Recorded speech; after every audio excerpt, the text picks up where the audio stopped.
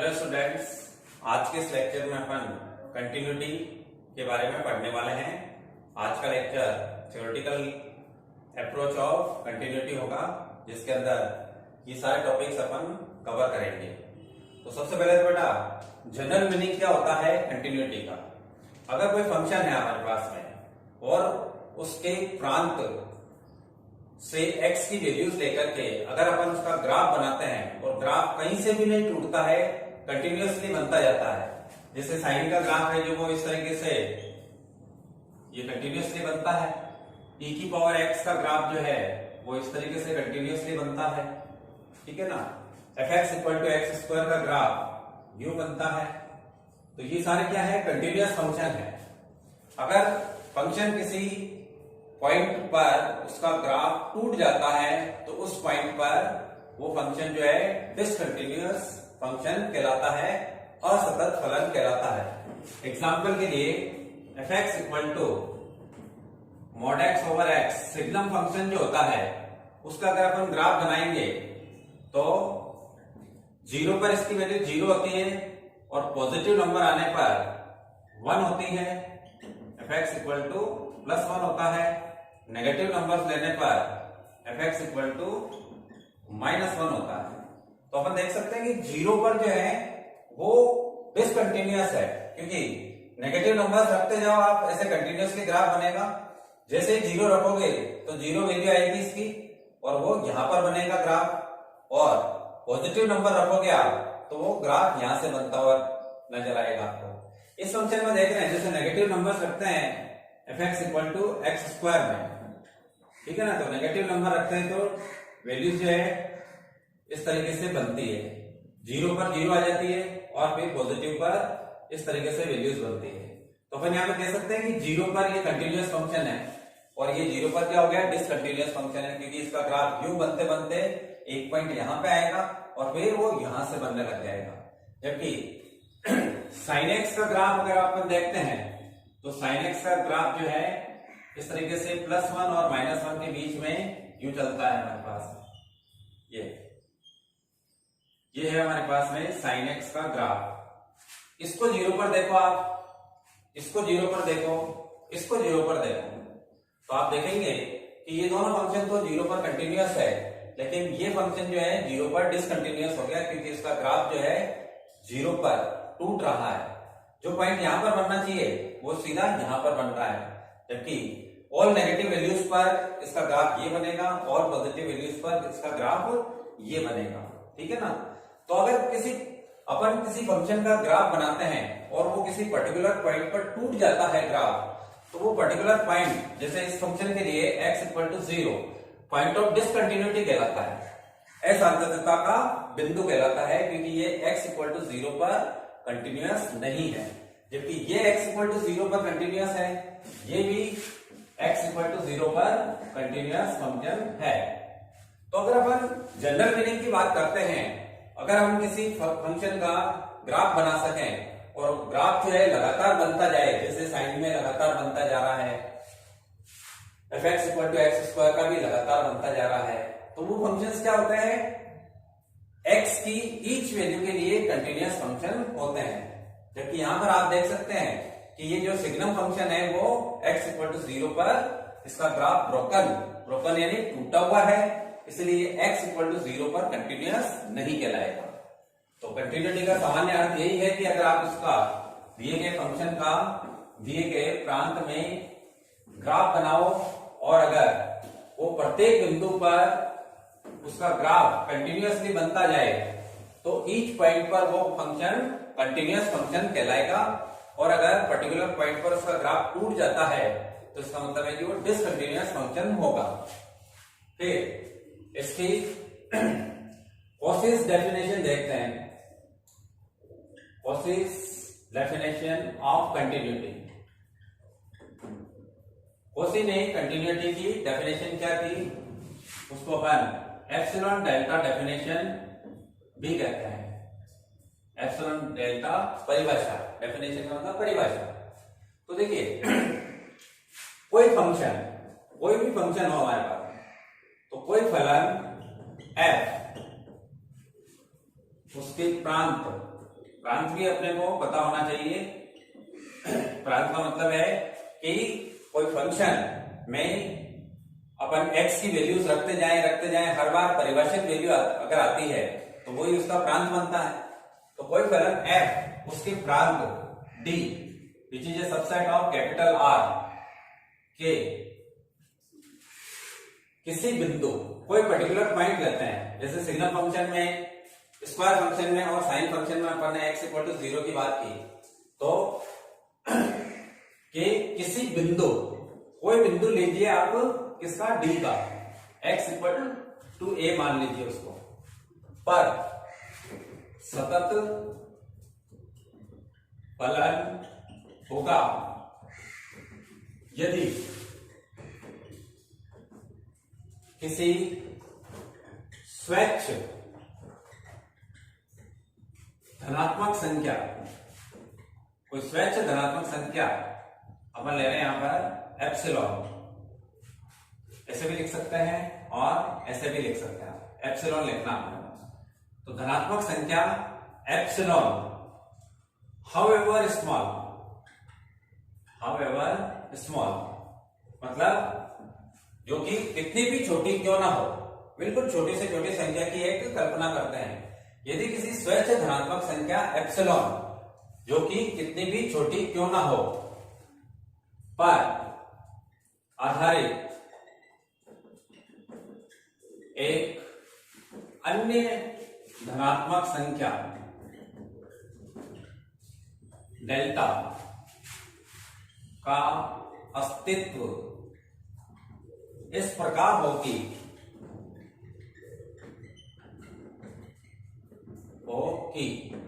अब हमारे पास फंक्शन है बेटा f, तो ये इसका फंक्शनल रिलेशन हो गया fx का मान x बराबर a पर क्या कहलाएगा, fa।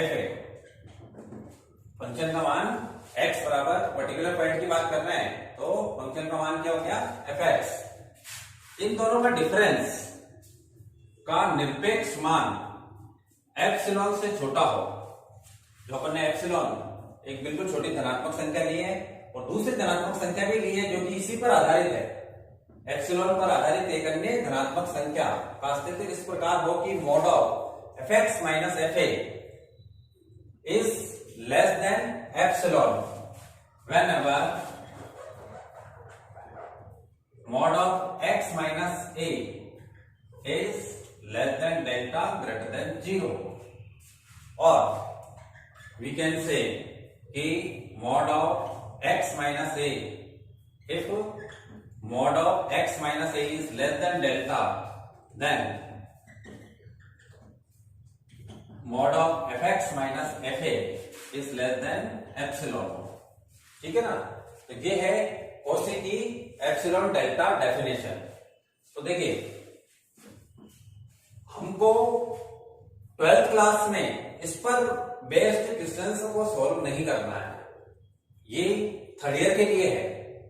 डेफिनेशन तो आपकी बुक में भी लिखी हुई है, आपको 6 चैप्टर में ये की डेफिनेशन मिल जाएगी, ठीक है ना। लेकिन इस पर बेस्ड क्वेश्चंस क्लास 12th में नहीं है, लेकिन थर्ड ईयर वालों को तो ये करने ही पड़ेंगे। तो डेफिनेशन तो दोनों के लिए कॉमन हो गई, ठीक है ना। अब जो अपने को 12th में काम करना है वो काम बेटा ये है कि लिमिट, अब लिमिट किसकी, fx की, किस पर, x बराबर a पर, तो x टेंड्स टू a, ठीक है ना। और ये fa जो है ये वैल्यू ऑफ फंक्शन होता है, तो fa, तो यानी इसी डेफिनेशन से ये अर्थ निकलता है कि limit fx x tends to a, fx equal to क्या हो, वैल्यू ऑफ फंक्शन fa हो। अच्छा, 11th क्लास में अपन ने पढ़ा है कि किसी भी सीमा का अस्तित्व केवल तभी होता है जब उसकी LHL और RHL एग्जिस्ट करती हो, विद्यमान हो, और वो दोनों बराबर होनी चाहिए। तो अपन इसकी जगह क्या लिख सकते हैं, और लेफ्ट हैंड लिमिट, ठीक है ना, लेफ्ट हैंड लिमिट अगर अपन लिखते हैं LHL इक्वल टू RHL, तो LHL और RHL जब एग्जिस्ट करती है और दोनों की वैल्यू सेम आती है, वही उस लिमिट की वैल्यू कहलाती है। तो इस लिमिट की जगह अपन क्या लिख सकते हैं, LHL इक्वल टू RHL लिख सकते हैं। और ये किसके इक्वल है, FA के। तो सामने हो गया बेटा FA। तो देखिए 11th क्लास में हमने ये तो पढ़ा हुआ है कि किसी भी सीमा का अस्तित्व केवल तभी होता है जब उसकी LHL और RHL क्या हो, वास्तविक संख्या में, और वास्तविक आकर के भी कैसी हो, बराबर हो। तो ये काम तो अपन ने 11th क्लास में करा हुआ है ना। अब वैल्यू ऑफ फंक्शन और एक्स्ट्रा अगर आ जाता है, और अगर किसी फंक्शन के किसी particular point x equal to a पर उसकी LHL, RHL और वैल्यू ऑफ फंक्शन तीनों इक्वल आ जाती है, तो हम कहेंगे कि वो फंक्शन उस given particular point x equal to a पर सतत फलन होगा। इसी LHL को इस लिमिट के बिहाफ पर आपको ऐसे लिखना होता है, लिमिट x टेंड्स टू, अगर लेफ्ट हैंड लिमिट लिख रहे हैं तो x टेंड्स टू a की जगह आप लिखेंगे x टेंड्स टू a की घात माइनस, यहाँ पे फंक्शन आएगा। राइट हैंड लिमिट लिख रहे हैं तो limit x tends to a की घात यहाँ पर प्लस करना होगा, फिर fx और सामने fa यानी फलन का मान गिवन पॉइंट पर। फिर आपको ये और करके ये सारी कंडीशंस लिखनी है अपने को। और हम LHL निकालने का तरीका हो गया है, किसी फंक्शन की किसी पॉइंट पर अगर LHL लिखनी है तो LHL इक्वल टू आपको सबसे पहले ये लिखना है। इसके बाद में आपको limit x tends to a की घात माइनस को h टेंड्स टू 0 में कन्वर्ट कर देना है, ठीक है ना।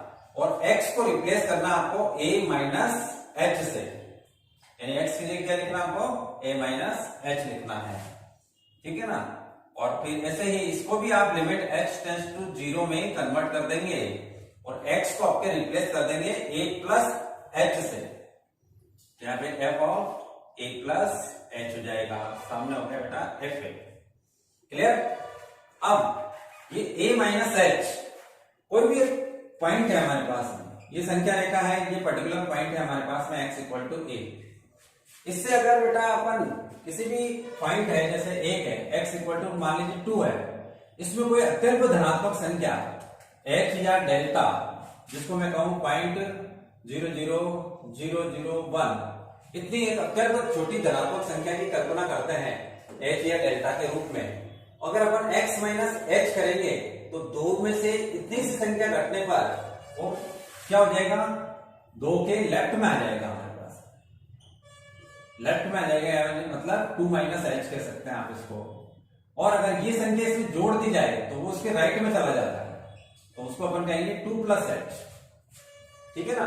तो x इक्वल टू अगर एक पॉइंट है तो इसका लेफ्ट जो होगा उसको अपन कहेंगे a माइनस h और इसको कहेंगे हम a प्लस h। तो किसी भी पर्टिकुलर पॉइंट के लेफ्ट में आते हो तो अपन उसको लिखते हैं x is less than a, और राइट में जाते हो तो हम कहेंगे कि x is greater than a। और इसी पॉइंट की बात करते हैं तो वो होता है x is equal to a। तो 3 पॉइंट पर अपन सारे रियल नंबर्स को यहां पर रिप्रेजेंट कर सकते हैं। तो जाहिर सी बात है कि जो लेफ्ट हैंड लिमिट है, वो लेफ्ट हैंड लिमिट जो है वो कहां पर डिफाइंड होगी आपके पास में, x is less than a पर। राइट हैंड लिमिट है वो कहां पर डिफाइंड होगी बेटा, x is greater than a पर। और value of function always x equal to a पर डिफाइंड होगा। कहने का मतलब अगर यहां पर अपन 3 पॉइंट्स की बात कर ले रहे हैं, x is less than a, x is equal to a, x is greater than a, तो इस पर आपको LHL निकालनी है ना। LHL इस पर निकलेगी, ग्रेटर देन वाले पार्ट पर RHL निकलेगी, ठीक है ना। अब इन दोनों को अगर मैं एक कर दूं तो x is less than equal to a हो जाएगा और दूसरा हो गया x is greater than a। तो बेटा यहां पर क्या निकलेगा, x इक्वल टू a पर fa यानी फंक्शन का मान निकलेगा।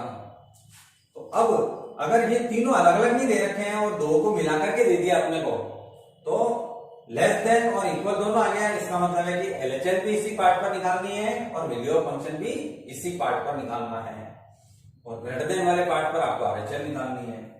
फिर मैं कहूं कि इसको और इसको मैं अगर एक कर देता हूं कि x की वैल्यू a से छोटी है या बड़ी है, तो उस केस में मैं कह सकता हूं कि x is not equal to a, x is not equal to a, और एक पॉइंट बन जाता है x is equal to a। तो ये जो नॉट इक्वल टू ए है इसके अंदर दो चीजें शामिल है, x is less than a b है और x is greater than a b है। कहने का मतलब जब फंक्शन अपने को डिफाइन कंडीशन में गिवन होगा और अगर ये कंडीशन दे रखी है आपको नॉट इक्वल वाली, तो एलएचएल और आरएचएल दोनों इसी वाले पार्ट पर निकालनी है और वैल्यू ऑफ फंक्शन जो है इक्वल वाले पार्ट पर निकालनी है। तो ये चीजें आपको यहाँ पर ध्यान में रखनी है। तो कहने का मतलब मैथमेटिकल जो मीनिंग है हमारे पास में वो है कि किसी फंक्शन की किसी पर्टिकुलर पॉइंट पर अगर लिमिट और वैल्यू ऑफ फंक्शन इक्वल हो या एक से ज्यादा पार्ट में फंक्शन दे रखा हो, है ना, तो एलएचएल निकालेंगे, आरएचएल निकालेंगे, वैल्यू ऑफ फंक्शन निकालेंगे। अगर ये तीनों इक्वल आ जाते हैं तो उस केस में हम कहेंगे कि x इक्वल टू ए पर गिवन फंक्शन क्या है, कंटिन्यूअस फंक्शन है। ठीक है ना। अच्छा, ये बात भी आपको ध्यान रखनी है कि कई बार तो अपन ये क्राइटेरिया यूज करेंगे और कई बार अपन ये वाला क्राइटेरिया यूज करेंगे। तो ये कब करना है और ये कब करना है, जब एक ही पार्ट में फंक्शन दे रखा हो तो लिमिट और वैल्यू ऑफ फंक्शन निकालनी है आपको, फलन का मान, फिर देखना है कि क्या वो दोनों बराबर है। अगर दोनों बराबर है तो पर्टिकुलर पॉइंट पर वो कंटिन्यूअस फंक्शन होगा। एक से ज्यादा पार्ट में हो फंक्शन या मॉड्यूलस फॉर्म में हो, है ना, मॉड फंक्शन हो, मापांक फलन, या फिर महत्तम पूर्णांक फलन हो, उन सभी केसेस में आपको एलएचएल भी निकालनी होगी, आरएचएल भी निकालनी होगी और वैल्यू ऑफ फंक्शन भी निकालना होगा।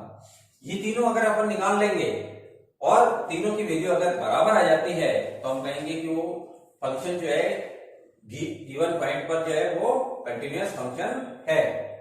और अगर मान लीजिए कि ये दोनों इक्वल आ जाए लेकिन ये नॉट इक्वल आए तो अपन कहेंगे कि वो फंक्शन कंटिन्यूअस नहीं है। ये और ये दोनों इक्वल आ जाए और ये नॉट इक्वल आवे तो भी अपन कहेंगे कि फंक्शन जो है वो डिसकंटिन्यूअस फंक्शन है।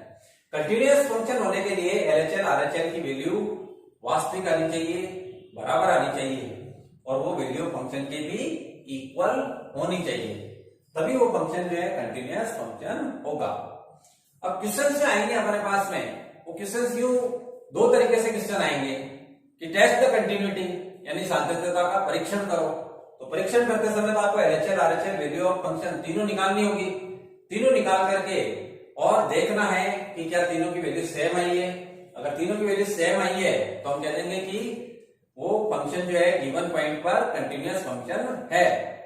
और अगर तीनों में से कोई भी एक नॉट इक्वल आ जाए या फिर तीनों में से कम एक की वैल्यू जो है वो नॉट डिफाइंड हो।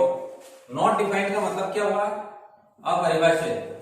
अपरिभाषित का मतलब है कि अगर बेटा किसी की वैल्यू इंफिनिटी आवे, माइनस इंफिनिटी आवे, इंफिनिटी बटा इंफिनिटी आवे, इंफिनिटी की पावर 0 आवे या 0 की पावर इंफिनिटी आवे या फिर 0 बटा 0 आवे, है ना, 0 की घात 0 आवे या फिर आयोटा वाली कोई टर्म बन जाती है ना, तो उस केस में अपन कहते हैं कि वो अपरिभाषित है। एक बात और विशेष तरीके से ध्यान में रखें कि अगर किसी फंक्शन की किसी पॉइंट पर अपन लिमिट निकालते हैं, चाहे वो सिंपल लिमिट हो, चाहे लेफ्ट हैंड लिमिट हो, चाहे राइट हैंड लिमिट हो, हमेशा प्रत्येक सीमा का मान अद्वितीय होता है। अद्वितीय होने का मतलब उसकी एक फिक्स वैल्यू होती है, ठीक है ना।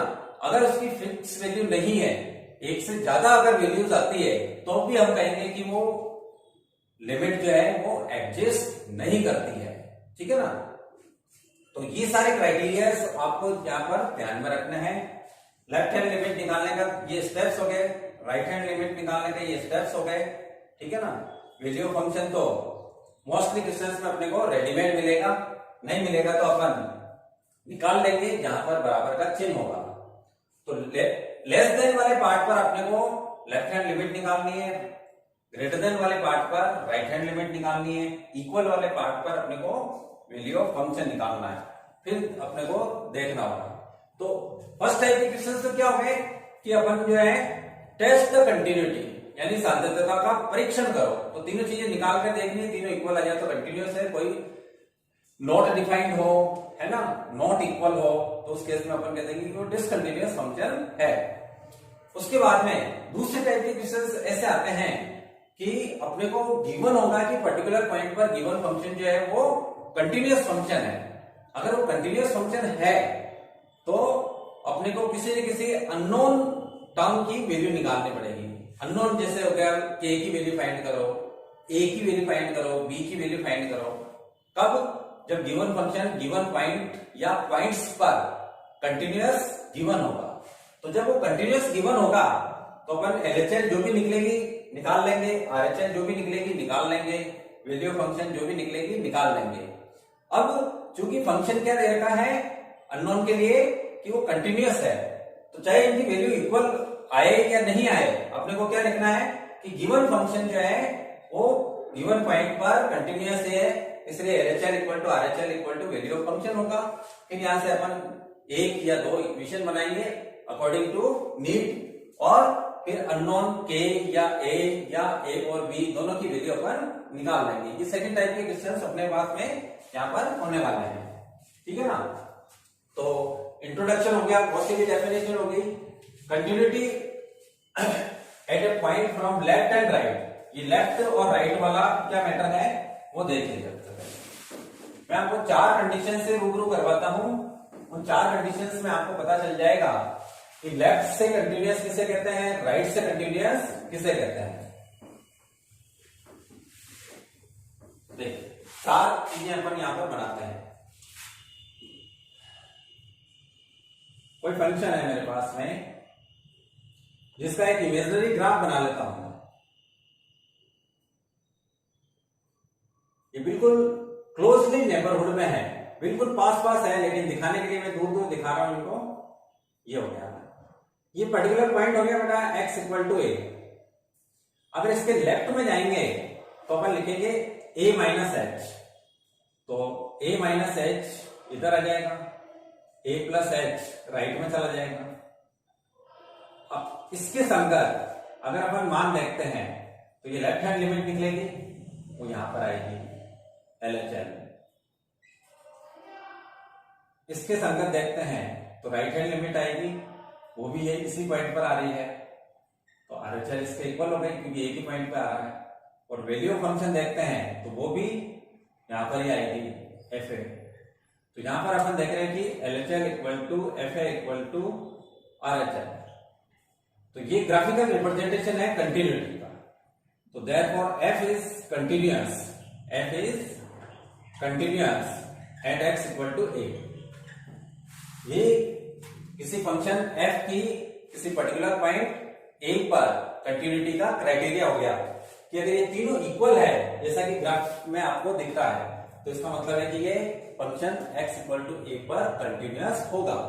फिर सेकंड ग्राफ बनाता हूं, देखिए सेकंड ग्राफ के लिए अपन क्या करते हैं, ये फिर से एक इमेजिनरी ग्राफ बना रहा हूं, एक पॉइंट यहां पर है, ठीक है, और ये एक पॉइंट ले लिया, एक पॉइंट यहां पे ले लिया और ये आगे बढ़ा दिया। ये पॉइंट हो गया हमारे पास में x इक्वल टू a, ये पॉइंट हो गया हमारे पास में a माइनस एच, ये पॉइंट हो गया हमारे पास में a प्लस एच, ठीक। अब देखिए a माइनस एच यानी लेफ्ट हैंड लिमिट अगर y एक्सिस पे देखें तो इस पॉइंट पे आ रही है, x इक्वल टू a इसी सीध में आ रहा है, तो यहां पर क्या हो गया LHS इक्वल टू FA हो गया, ठीक है ना। लेकिन ये दूर है जो कि y एक्सिस पर दूसरी जगह पर परिलक्षित हो रहा है, जो कि RHS है उसकी, क्योंकि अपन ने मोर देन वाले पार्ट पर इसको निकाला है। तो यहां पर अपन देख सकते हैं कि LHS equal to FA but not equal to RHS, ठीक है ना। तो लेफ्ट हैंड लिमिट और वैल्यू ऑफ फंक्शन तो इक्वल है, लेकिन राइट हैंड लिमिट उसकी नॉट इक्वल आ रही है, तो इसी को अपन कहेंगे therefore f is discontinuous। इसको क्या कहेंगे अपन, f is discontinuous फंक्शन कहेंगे। और दूसरे शब्दों में क्या कहेंगे, फिर आप सोच रहे होंगे कि यार ये तो इक्वल आ रहा है ना, तो ये अगर इक्वल आ रहा है तो अपन इसको कहेंगे कि फंक्शन ओवरऑल तो क्या है डिसकंटिन्यूअस फंक्शन है, लेकिन हम ये कह सकते हैं कि लेफ्ट साइड से कंटिन्यूअस फंक्शन है। और करके दूसरा रिजल्ट क्या बता सकते हैं अपन, f is continuous from left side, left side से ये फंक्शन जो है बेटा कंटिन्यूअस फंक्शन है। फिर देखिए और ग्राफ बनाते हैं हम एक और, ये फिर से एक इमेजिनरी ग्राफ बनाया मैंने, लेकिन 2 पॉइंट यहां पर ले दिए, ठीक है ना। ये x इक्वल टू ए पर हो गया, ये इसके लेफ्ट में आ जाओ तो a माइनस एच, राइट में आ जाओ तो a प्लस एच हो जाएगा। अब यहां पर देखिए ये है इसकी एलएचएल अलग, अब ये देखें या ये देखें दोनों एक ही पॉइंट पर आ रही है, मतलब कि एफ ए इक्वल टू क्या आ रहा है बेटा, आरएचएल आ रहा है, ठीक।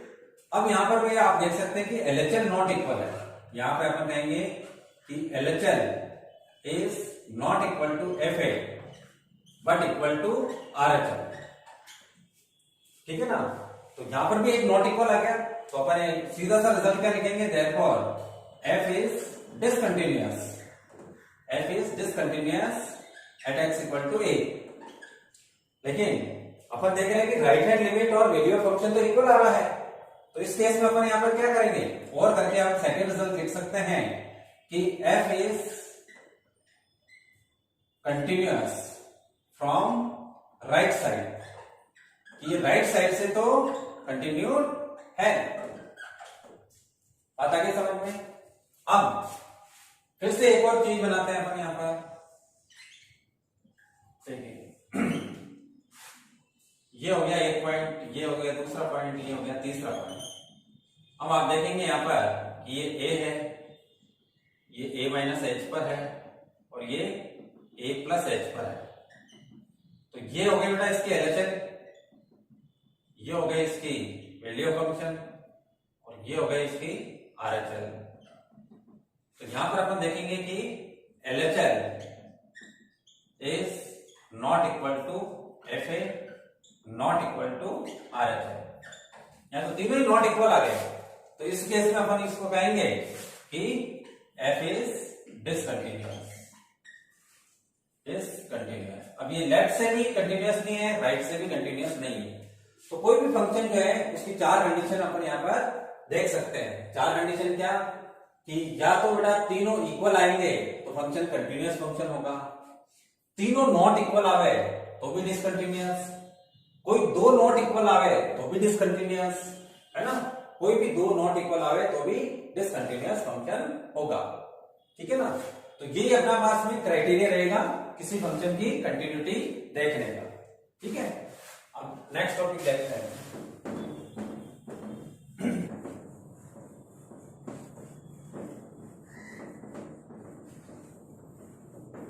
चलिए नेक्स्ट टॉपिक है अपना continuity in interval, continuity in interval, अंतराल में सातत्यता।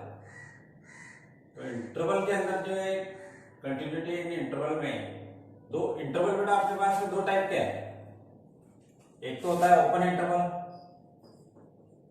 और दूसरा होता है क्लोज इंटरवल, ठीक है। ओपन इंटरवल का मतलब जैसे x belongs to a to b और x is greater than a less than b। Close interval का मतलब हो गया x बिलोंग्स टू ab और we can say x is greater than equal to a less than equal to b, ठीक है ना। तो अब अगर अपन x एक रियल नंबर है मान लीजिए, है ना, तो a to b देखना है, छोटा बिंदु a है लेफ्ट में आएगा, बड़ा बिंदु b है राइट में आएगा। अब ओपन इंटरवल में अगर अपने को कंटिन्यूटी देखनी है तो आप a भी नहीं ले सकते और b भी नहीं ले सकते, इनके बीच में अगर कोई पॉइंट आता है हमारे पास में, बीच वाला पॉइंट कैसा हो गया, जैसे x is equal to c मान लिया, तो where c is greater than a but less than b, कहने का मतलब a और b के बीच में कहीं बिंदु मान लीजिए कहीं आएगा c, तो c पर आपको क्या करना होगा, fc निकालना होगा, value of function, left hand limit निकालनी होगी LHL, राइट हैंड लिमिट भी निकालनी होगी RHL। अगर ये तीनों इक्वल आते हैं, अगर ये तीनों x इक्वल टू c पर तीनों इक्वल आते हैं तो हम कहेंगे कि f is continuous for x belongs to open interval a to b। तो a पर भी चेक नहीं करना होता है अपने को, b पर भी चेक नहीं करना होता है अपने को। इन दोनों के बीच में कोई पॉइंट अगर है, जरूरी नहीं कि बीचों बीच हो, इन दोनों के बीच में भी कहीं भी हो, ठीक है ना, जिसकी वैल्यू जो है a से बड़ी होनी चाहिए और b से छोटी होनी चाहिए, उसके लिए अगर ये तीनों इक्वल आ जाते हैं तो वो कंटिन्यूअस होगा, और तीनों इक्वल नहीं आते हैं तो वो डिसकंटिन्यूअस फंक्शन होगा। सेम एज क्लोज इंटरवल में देखिए आप, यहां पर इस इंटरवल की बात कर रहे हैं इसलिए बाकी का पार्ट आप नहीं ले रहे तो भी चलेगा। फिर यहाँ पे हो गया बेटा a, क्योंकि क्लोज इंटरवल है इसलिए a और b को मुझे इंक्लूड करना होगा। a सहित a से बड़ी और b सहित b से छोटी, ये इंटरवल है, इसकी बात कर रहे हैं। इस पार्ट से कोई लेना देना नहीं है, तो इसमें a भी इंक्लूड होगा और b भी इंक्लूड होगा। अब देखो जैसे a की बात करते हैं तो a का मतलब हो गया कि f है, a का मतलब हो गया f है, और इसके राइट में जा सकते हैं अपन, वहां पर क्या निकलेगी RHL। तो a के लिए क्या चेक करोगे आप, f will be continuous for x belongs to close interval a to b। f, तो तीन कंडीशन बनेगी f में। Number 1, for x is equal to a, RHL और FA इक्वल होना चाहिए, FA should be equal to RHL होना चाहिए। Clear. फिर b के लिए बात करते हैं तो इस पॉइंट पर तो निकलेगा बेटा value of function f b, लेकिन राइट वाला पार्ट तो है ही नहीं, लेफ्ट वाला पार्ट है आपके पास।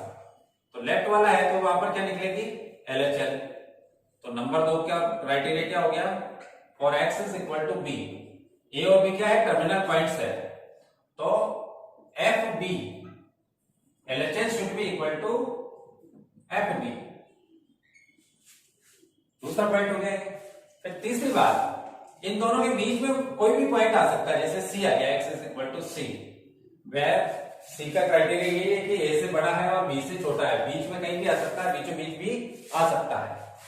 तो उसके लिए तो अगर C है तो FC भी होगा, ठीक है ना, इस साइड में LHL भी होगी, इस साइड में RHL भी होगी।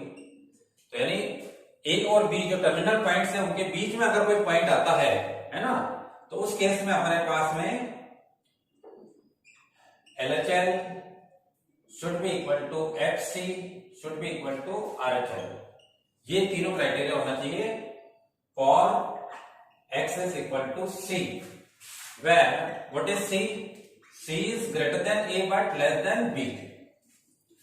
तो देखिए ओपन इंटरवल में तो अपने को केवल इन दोनों के बीच का कोई एक पॉइंट या दो पॉइंट भी हो सकता है ना, C लिया तो D भी ले सकता हूं मैं, ठीक है, E भी ले सकता हूं। जो जो पॉइंट्स इनके बीच में आते हैं उन पॉइंट्स के लिए ये तीनों क्राइटेरिया होने चाहिए।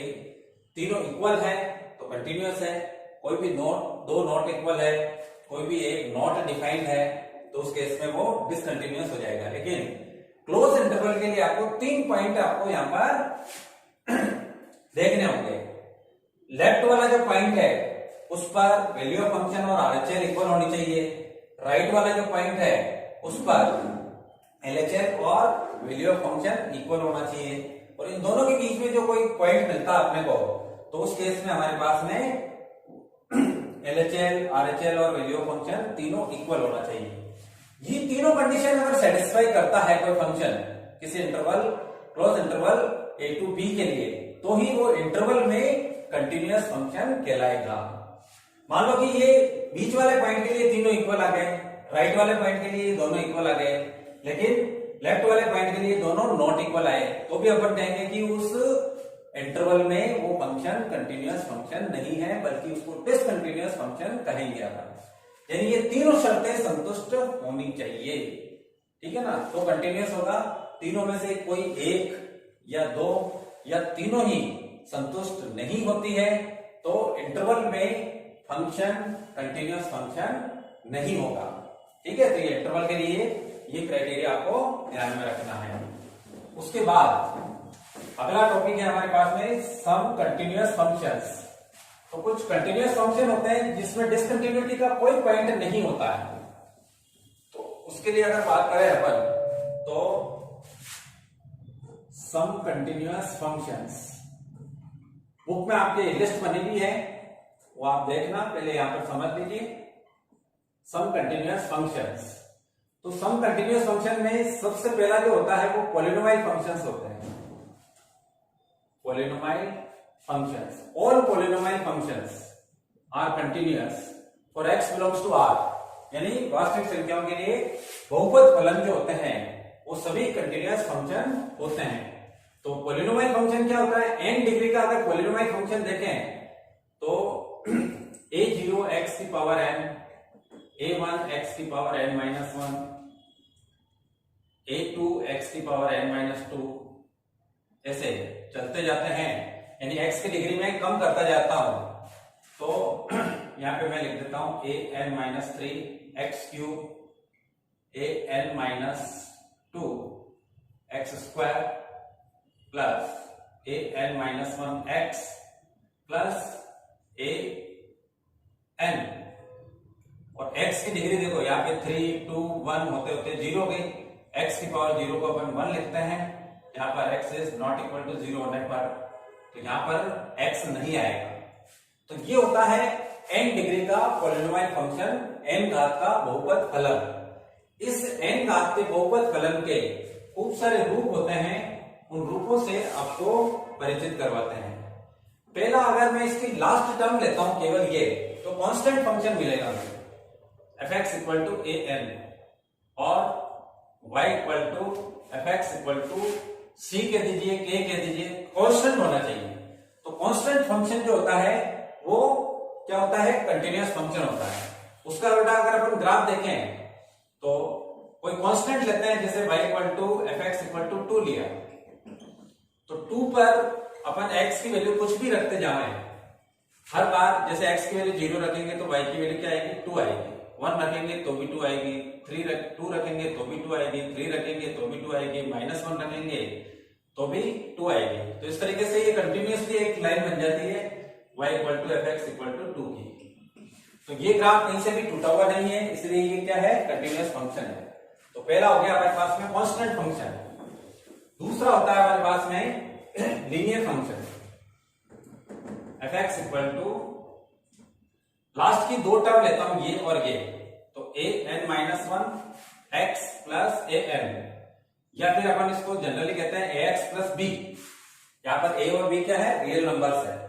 तो y equal to fx equal to ax plus b, तो अपन ने 11th क्लास में लाइंस पढ़ी है, y इक्वल टू, अगर मैं लिखूं ax प्लस b, तो ये तो किसका रूप है, ax plus by plus c बराबर 0 का एक रूप है, जो कि एक रेखा बनती है, और रेखा हमेशा कैसी बनती है, कंटिन्यूअस बनती है। तो वो भी क्या हो गया, कंटिन्यूअस फंक्शन हो गया।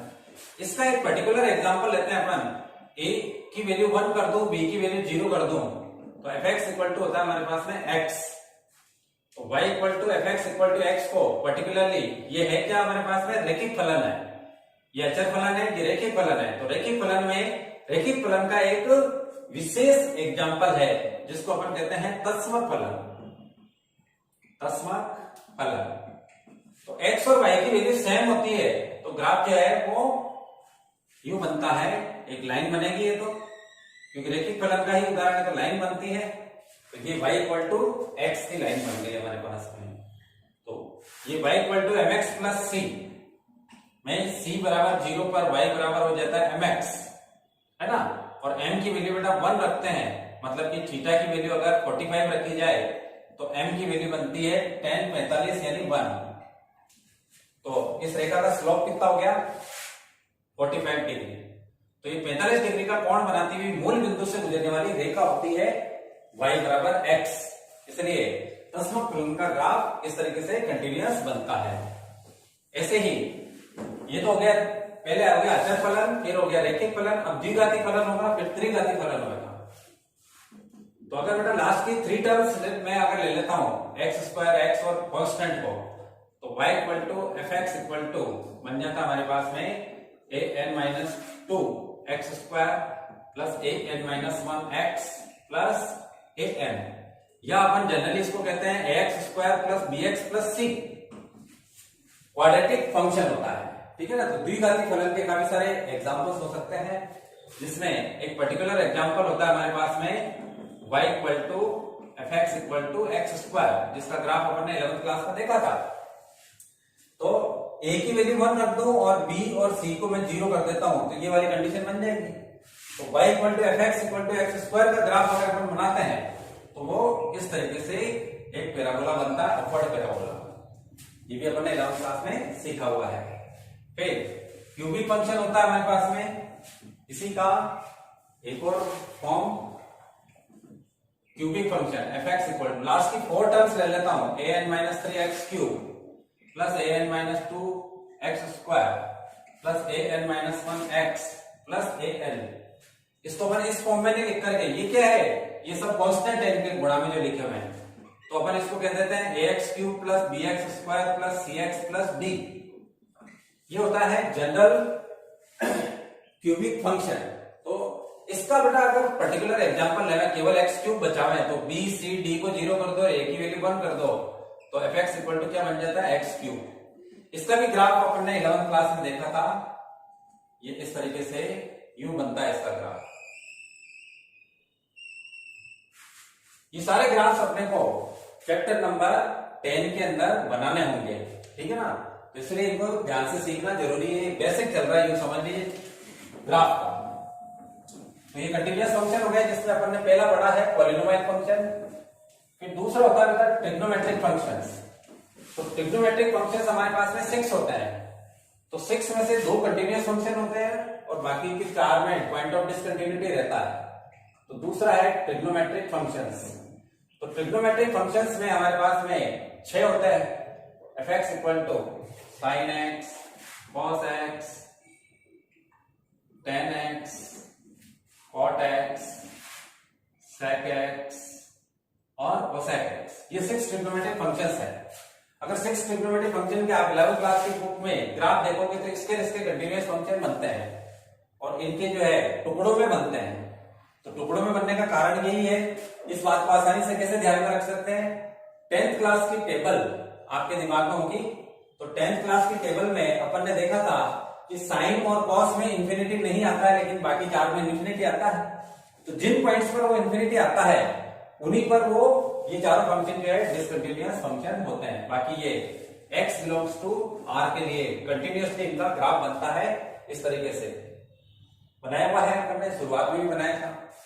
तो ये 2 आपके पास कंटिन्यूअस फंक्शन है, ये डिसकंटिन्यूअस फंक्शंस हैं, जिनको अपन डिसकंटिन्यूअस फंक्शन के अंदर और दोबारा से देखेंगे कि किन किन पॉइंट्स पर वो डिसकंटिन्यूअस होते हैं। फिर बेटा एक्सपोनेंशियल फंक्शन है हमारे पास में।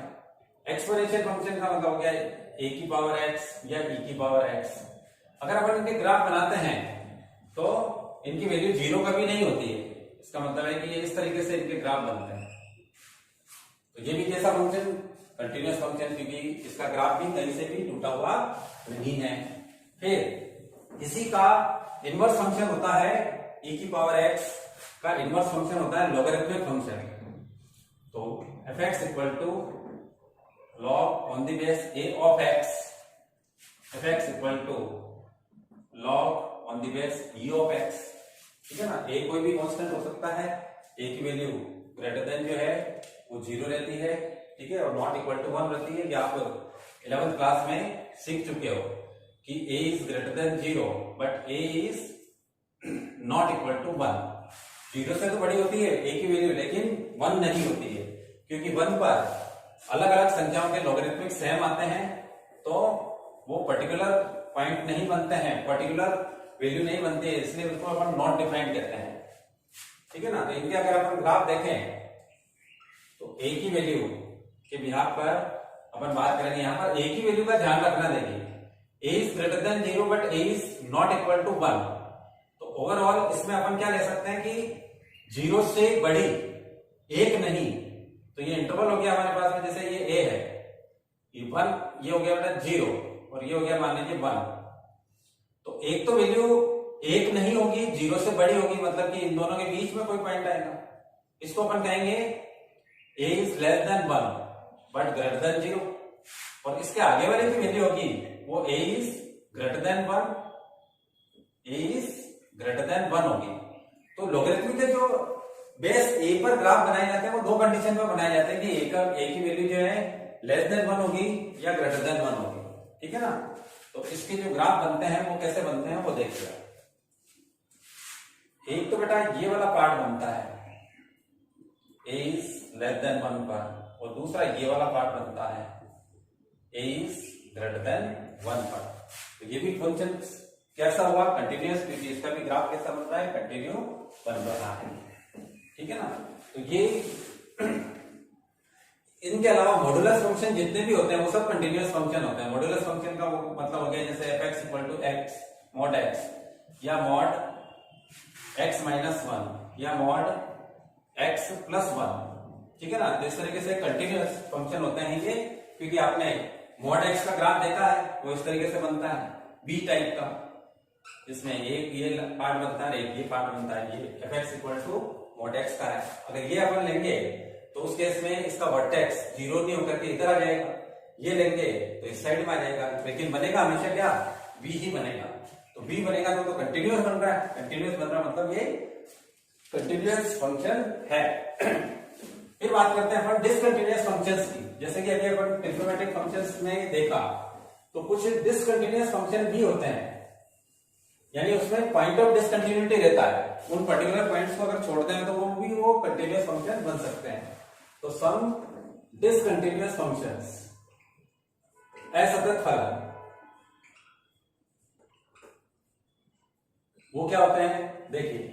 जैसे बेटा f(x) = है 1/x, जैसा कि हम जानते हैं कि x की वैल्यू यहां पर 0 नहीं हो सकती, क्योंकि अगर x की वैल्यू 0 रखेंगे तो ये इन्फिनिटी बन जाएगा। इसका मतलब है कि इसमें पॉइंट ऑफ डिसकंटिन्यूटी क्या होगा, 0 होगा, कि ये 0 पर डिसकंटिन्यू है। इसका अगर अपन ग्राफ देखें तो वो इस तरीके से बनता है दो टुकड़ों में, एक इधर जाता है एक इधर जाता है। ये भी आपके 11th क्लास में आपको बुक में मिल जाएगा। तो ये फंक्शन जो होता है जिसको व्युत्क्रम फलन कहते हैं, रसम फलन का व्युत्क्रम फलन है ये। तो ये x = 0 पर डिसकंटिन्यूअस होता है, ठीक है ना। और देखें अपन दूसरा, ये तो भी हर की बात। अगर कोई फंक्शन है जो कि अंडर रूट में लिखा हुआ है, तो अंडर रूट के अंदर अपन जानते हैं कि नेगेटिव नंबर्स जो होती है वहां पर आयोटा बन जाता है। तो इसका मतलब है कि ये x इज लेस देन 0 पर क्या हो गया, डिसकंटिन्यूअस फंक्शन हो गया है। फिर तीसरी बात करते हैं अपन f(x) = साइन और कॉस तो कंटिन्यूअस है, लेकिन tan डिसकंटिन्यूअस है, tan x। इसके पॉइंट ऑफ डिसकंटिन्यूटी क्या होंगे, अपन जानते हैं कि tan जो है वो 90 पर क्या होता है, नॉट डिफाइंड होता है। तो 90 पर है तो 270 पे भी होगा, है ना। तो जहां जहां π/2 आएगा वहां पर नॉट डिफाइंड होगा। तो x = अपन लिख सकते हैं 2n + 1 π/2, यानी π/2 के विषम गुणज जो बनेंगे, विषम गुणज का मतलब हो गया कि ये यहां पर इंफिनिटी आता है, यहां पर -∞ है। तो π/2, 1 π/2, 3 π/2, 5 π/2, 7 π/2, 9 π/2। तो वो जो मैं बोल रहा हूं 1, 3, 5, 7 वो क्या है, विषम संख्या है। अगर n एक पूर्णांक हो तो 2n हमेशा इवन होगी, और इसमें एक जोड़ते हुए तो वो ओड हो जाती है, ठीक है ना। तो इसलिए हमने यहाँ पर 2n + 1 π/2 लिखा है। यानी इन सारे पॉइंट्स पर ये क्या होगा, डिसकंटिन्यूअस फंक्शन होगा। सेकंड चैप्टर में यह बात आपको समझाई थी, इनके प्रांत समझाते समय, ठीक है। और फिर बात करते हैं अपन f(x) = sec(x) की। सेक भी सेम पॉइंट्स पर डिसकंटिन्यूअस होता है, क्योंकि सेक में भी इंफिनिटी ऊपर ही आता है, ऊपर और नीचे। ये सेक और tan के लिए डिसकंटिन्यूटी के पॉइंट हो गए हमारे पास में। फिर है बेटा cot(x), तो f(x) = cot(x), जहां पर देखिए odd tan 0 क्या होता है, 0, तो odd 0 क्या होगा, इंफिनिटी होगा। तो इनके पॉइंट ऑफ डिसकंटिन्यूटी जो रहेंगे cot(x) के, वो इधर और इधर इंफिनिटी आता है। तो 0 पर आ रहा है 1 π, 2 π, 3 π, 4 π, 6 π। तो ये पाई के गुणज, कंटिन्यूअसली पाई के जो गुणज होते हैं उनके ऊपर डिसकंटिन्यूअस होता है, यानी x = n π। और सेम एज इसी के डिसकंटिन्यूटी के पॉइंट होते हैं हमारे पास में f(x) = cosec x पर। x इक्वल टू n पाई। ये इसके पॉइंट ऑफ डिसकंटिन्यूटी है। फिर एक होता है हमारे पास में महत्तम पूर्णांक फलन, छोटे से बड़े ब्रैकेट में x लिखना, इसको बोलते हैं हमारे ग्रेटेस्ट इंटीजर फंक्शन, महत्तम पूर्णांक फलन। ये प्रत्येक पूर्णांक पर असतत हो जाता है, क्योंकि इसका भी ग्राफ आपने 11th क्लास में देखा है कि सीढ़ी नुमा बनता है, यहां से यहां तक बनता है, ये पॉइंट आते ही ये यहां से बनने लग जाता है, ये पॉइंट आते ही ये यहां से बनने लग जाता है। इस तरीके से पूर्णांक पूर्णांक पर ये क्या होता है, डिसकंटिन्यूअस होता है। तो x बिलोंग्स टू z के लिए सारे पूर्णांकों की बात करें तो x बिलोंग्स टू z कह सकते हैं, वहां पर ये डिसकंटिन्यूअस फंक्शन होगा। तो कंटिन्यूअस फंक्शंस का भी ध्यान में रखें और डिसकंटिन्यूअस फंक्शंस का भी ध्यान में रखना है, क्योंकि कंटिन्यूअस फंक्शन के भी आपके क्वेश्चंस हैं और डिसकंटिन्यूअस फंक्शंस के भी क्वेश्चंस आने वाले हैं सामने, ठीक है ना। फिर अलजेब्रा ऑफ कंटिन्यूअस फंक्शन देखते हैं, क्या होता है अलजेब्रा ऑफ कंटिन्यूअस फंक्शंस। तो फंक्शंस कैसे लेने हैं अपने को, कंटिन्यूअस लेना है। तो कंटिन्यूअस फंक्शन मान लीजिए कि fx और gx दिया, अपने दो फंक्शन लिए। तो अलजेब्रा ऑफ कंटिन्यूअस फंक्शन का मतलब है कि इन fx की जोड़ बाकी गुणा भाग भी कंटिन्यूअस फंक्शन होंगे। यानी अगर यदि fx और gx कैसे है, कंटिन्यूअस फंक्शन है, तो नंबर एक fx प्लस gx भी कंटिन्यूअस होगा, ठीक है। fx माइनस gx भी कंटिन्यूअस फंक्शन होगा। फिर fx इंटू gx भी कंटिन्यूअस फंक्शन होगा और fx बटा gx भी कंटिन्यूअस फंक्शन होगा, जहां पर अब ये हर में आ गया तो कंडीशन लगा दो इस पर, gx should not be equal to 0, ठीक है ना। तो जैसे ये है बेटा x प्लस साइन x, तो तस्मा फलन भी कंटिन्यूअस होता है, साइन फंक्शन भी क्या होता है, कंटिन्यूअस फंक्शन होता है। यहाँ पे बीच में माइनस लगा दो, जैसे x square minus cos x, ठीक है ना। ये दोनों अगर कंटिन्यूअस है तो ये पूरा फंक्शन भी कंटिन्यूअस फंक्शन होगा।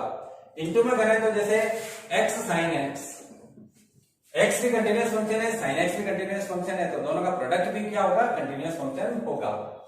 और ऐसे ही मैं यहां पर कर सकता हूं x ओवर साइन x, ठीक है ना। तो अगर दो फंक्शन fx और gx कैसे हैं, कंटिन्यूअस फंक्शन है, तो उनका जोड़ बाकी गुणा भाग से बना हुआ फलन भी कंटिन्यूअस फंक्शन होगा। इसी को अपन कहते हैं अलजेब्रा ऑफ कंटिन्यूअस फंक्शन, सतत फलनों का बीजगणित। तो देखिए आज अपन ने ये सारे टॉपिक्स कवर कर लिए हैं इस वीडियो के अंदर। तो थ्योरेटिकल वीडियो है ये, जिसमें थ्योरी आपको समझा दी गई है। नेक्स्ट वीडियो जो होगा उसके अंदर अपन क्वेश्चंस सॉल्व करेंगे, ठीक है, और उसके बाद में डिफरेंशिएबिलिटी यानी अवकलनीयता लेंगे, ठीक है। मिलते हैं नेक्स्ट वीडियो में, till then have a nice day.